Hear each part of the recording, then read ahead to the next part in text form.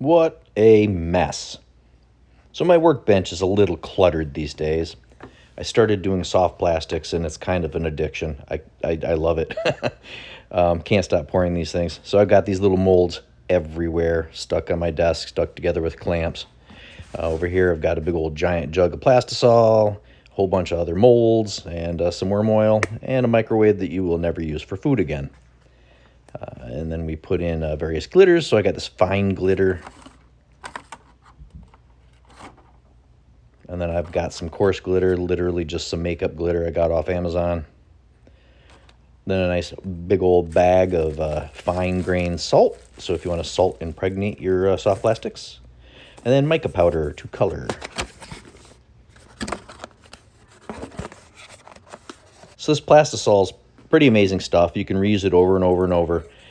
This is leftover from the last time I injected the molds. I'm just going to throw this in a bag of other gunk that I'm going to keep and melt down and reuse again later. And this is what I plan on making today. So this is a brand new mold I got to inject these guys. So we'll grab this mold. This is the first time I'm going to be injecting it. The two that you saw before were the test runs that came with the mold. So I gotta put these together, clamp them together nice and tight, and get set. These molds I'm using here are cheaper molds. They're kind of an engineered stone, I think they call them. Feels very kind of a cross between plastic and stone. It's kind of a really weird material. Now these are on the cheaper end, so you really got to clamp them good. The first time you use them, they're awesome. Shortly after that, they start to warp a little bit, and you start to get a lot of flashing.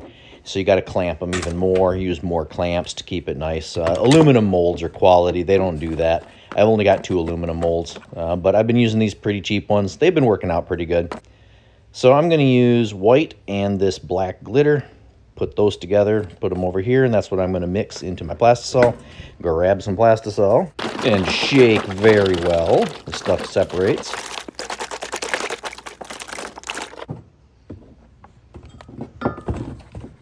And just pour some in my Pyrex measuring cup here.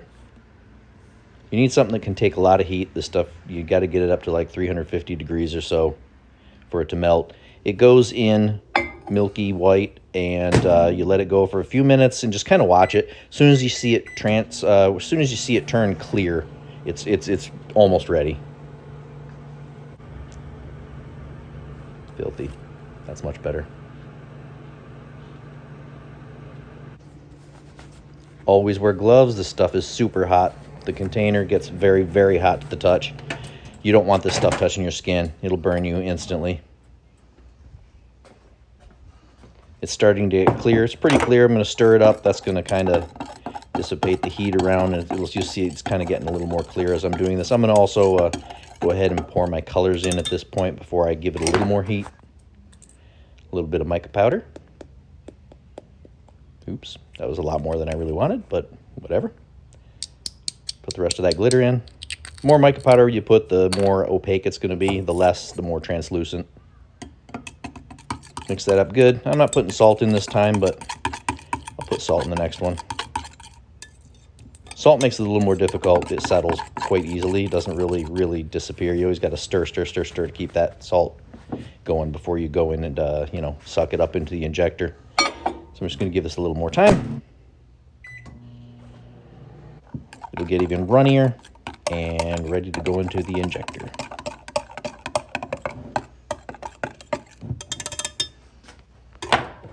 This stuff right here, don't breathe this in. Very toxic. So here's my injector. I'm going to suck this stuff right up in here.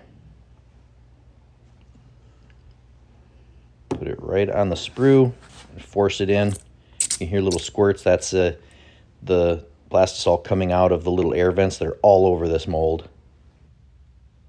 And I'm going to inject this other little mold over here. This is a swim bait. This is a special kind of mold. You inject on the bottom, it comes up through the top. That's why these are all up. These ones are upright. I just hold it here for a little bit until it starts to cool.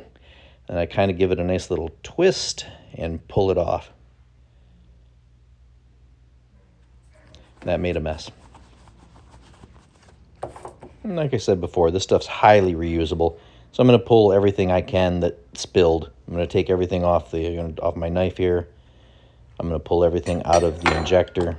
I'm going to peel everything off the workbench, and I'm going to put it back in here to remelt and reuse again. There's always a plug of this stuff inside of here. This thing's kind of difficult to get off. I jumped the gun a little bit. Usually it's a nice little solid plug, but it was still liquid molten inside when I did it just now. You just got to be real careful. Always wear gloves.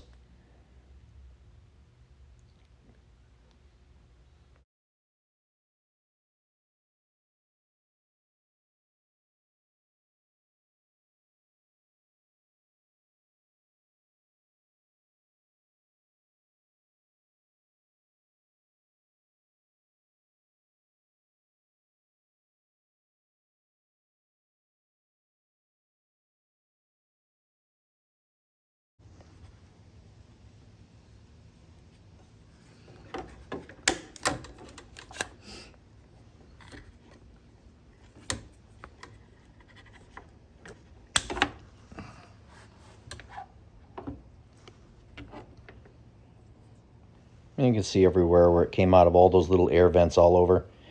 These air vents are to make sure that the plastisol gets up into all of the nice little crevices that this mold has. Some molds have it, some don't need it.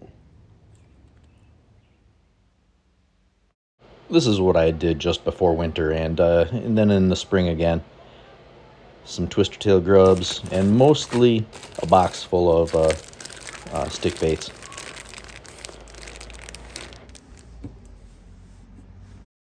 Let's see how these guys came out. It's really tough to open. I forgot to put some release on there. So you put some worm oil on there, and it makes it easy to peel these off. I'll have to do that after this. This one's got a bubble in it, but it's nothing that I won't, throw it away for. I could throw it right back in, remelt it, do it again if I wanted, but I'll accept that. That's fine. Pull off all the extra. Again, I'm going to reuse this. In she goes. And this particular mold had a lot of little connections here and there through those vents. So I got to pull all that stuff off, clean these up. Other than that, they're pretty good. I'm going to make some darker ones. Stick them in the bag. And I'm going to lubricate these with some worm oil. Now this is supposed to help keep them from drying out and getting stiff.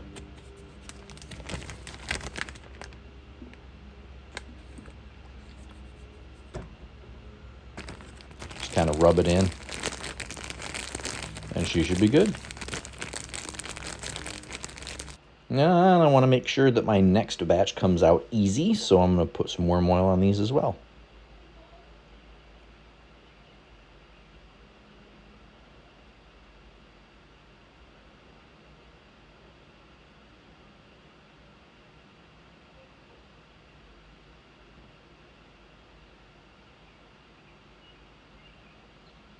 Just kind of brush that around.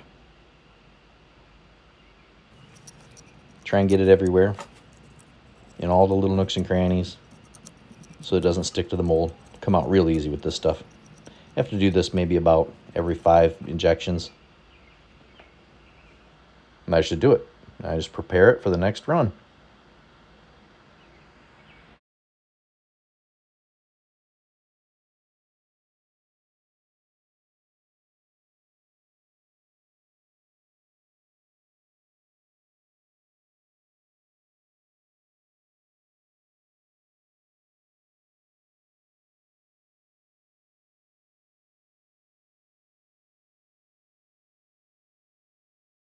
Clean up my workbench a little bit.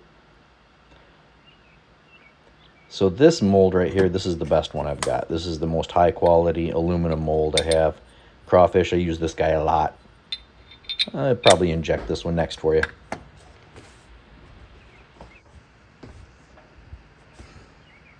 Oh, I almost forgot. We shot that swim bait. Let's take a look at how this came out. I've had a lot of difficulty with this mold.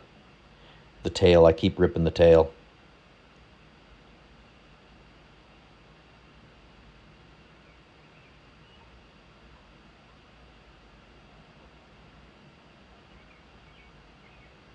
It's got a huge bubble in it.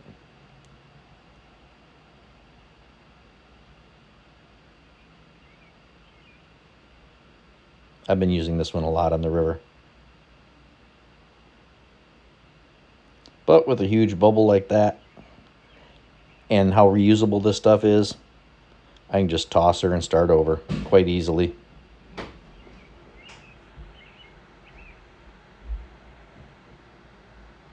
See ya. Yeah, and that's it. Hope you find this stuff interesting. I've been doing this a lot. Probably make a couple more of these videos.